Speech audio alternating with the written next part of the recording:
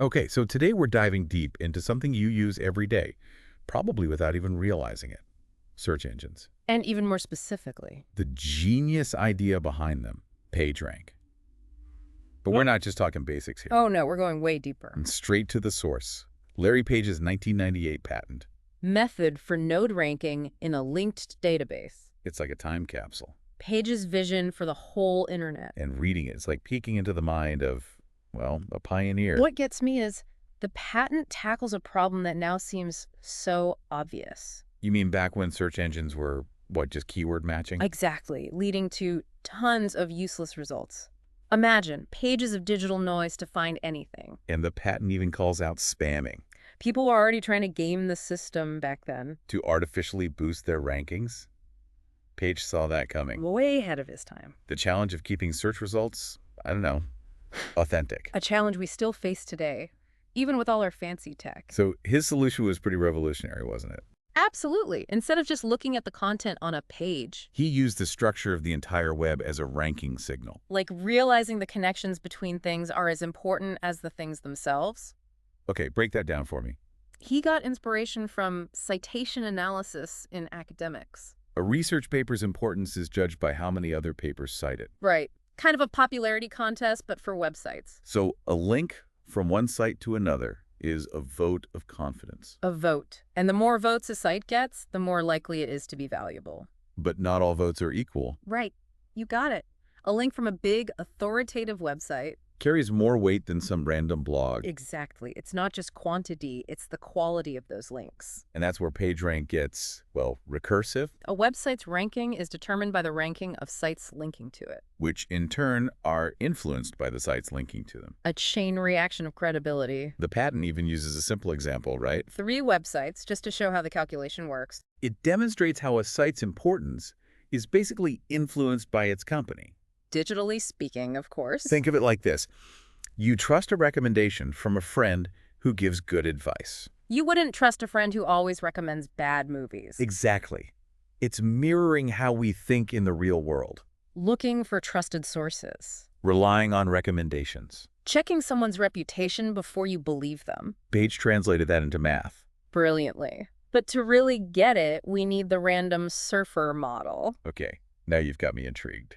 Imagine someone just randomly clicking links. No goal, just surfing. So like a really bored internet user back in the 90s. Haha, maybe.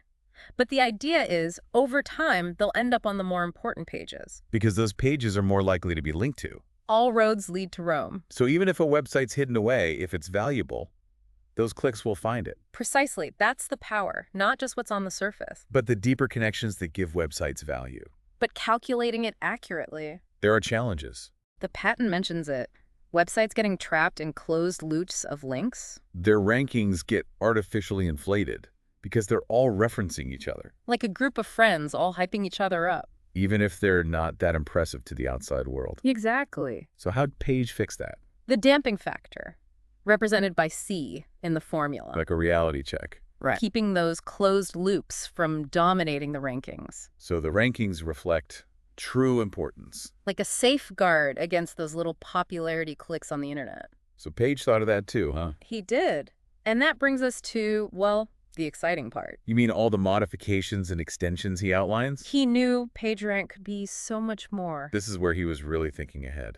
Give me some examples. Well, one idea is weighting links differently. Depending on their context on the page. Exactly. Links at the top of a page or in a larger font. Could get more weight. Some recommendations are just more enthusiastic, you know? It's like how we emphasize things in real life, underlining important phrases. Exactly. Applying that same logic to the digital world. And he even thought about the institution hosting the website. A link from a university might carry more weight Than, say, a commercial website. It depends on the context, adding layers of nuance to the ranking. The source of the information matters as much as the information itself. But think about it, all these ideas back in 1998. Before most of this technology even existed. The guy was a visionary. He saw the web wasn't just static pages. It was a dynamic, interconnected network. And PageRank was a way to make sense of it all. Which brings us to, well, one of the most forward-thinking ideas. Personalized PageRank. This is where it gets really interesting and personal. Imagine your search results. influenced not just by a website's importance, But by your own browsing history. your bookmarks too.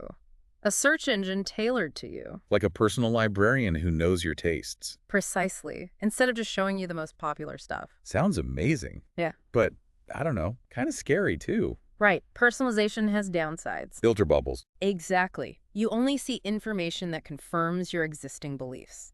So you're saying, even back then, Page was thinking about the downsides and the importance of balance. between relevance and diversity. He was really something. It's remarkable how relevant all this is today. With filter bubbles, echo chambers, misinformation online. Sounds like a whole other deep dive to me. It is, but for now, let's appreciate PageRank's brilliance. It wasn't just counting links It was understanding the web as a network of relationships and leveraging those relationships. to find the most valuable information. And its impact goes way beyond search engines. It's how we understand influence, importance, connectedness. In any network, really. From social media to academic papers to the spread of ideas. Wow. But we'll dive into those implications later. For now, let's stick with the patent and see what else Page has for us. You know, reading Page's patent, one thing that struck me. What's that? He makes it clear, PageRank, it's not just for web pages. He saw it could be applied to anything, where connections mean importance. Any system. Like, the patent even talks about citation analysis. In academia, right? Wow. We talked about how a paper's importance is judged by citations. Exactly. PageRank could measure a paper's impact more accurately. By factoring in the importance of who's doing the citing. Right. Not all citations are equal. Some carry more weight. It's understanding the whole web of relationships in any network. That's where PageRank's power is. How information spreads, how reputations are built. How influence works in a connected world. He cracked the code. Makes you wonder what other systems could use it. So many. Like social media, that's a massive network. Twitter, Facebook, they use algorithms inspired by PageRank. To decide what posts people see. Exactly. It posts PageRank on social media. It's based on likes, shares, comments, the influence of those interacting with it. Right. It's not just what you share, it's who's sharing it. But it's bigger than that, right? Think about product recommendations. Connections on LinkedIn, even dating apps, matching people.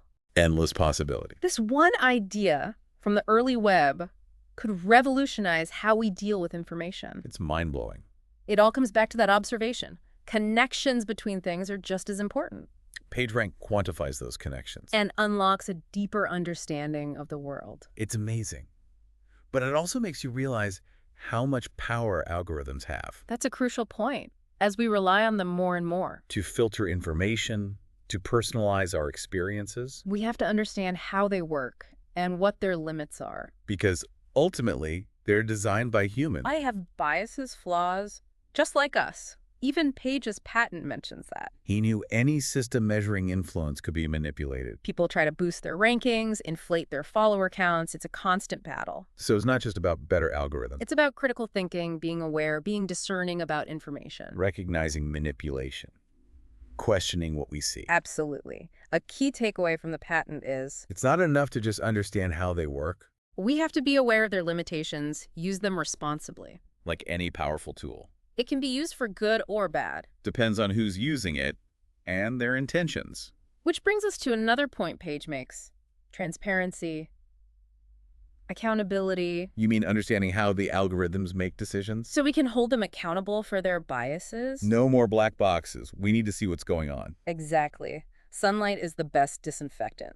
The more we understand, the better we can make sure they serve us. Not manipulate us. This takes researchers, policymakers, the tech industry, everyone. Open discussion, sharing knowledge, building systems that are fair and transparent. A tall order, but essential for a future where technology empowers us. That controls us. And Page's work, this patent, it's a great starting point. It reminds us even the most complex things are built on basic principles. And those principles should guide us in this digital age. So as our listener explores the web, social media, all these technologies, Remember to think critically, ask questions, demand transparency.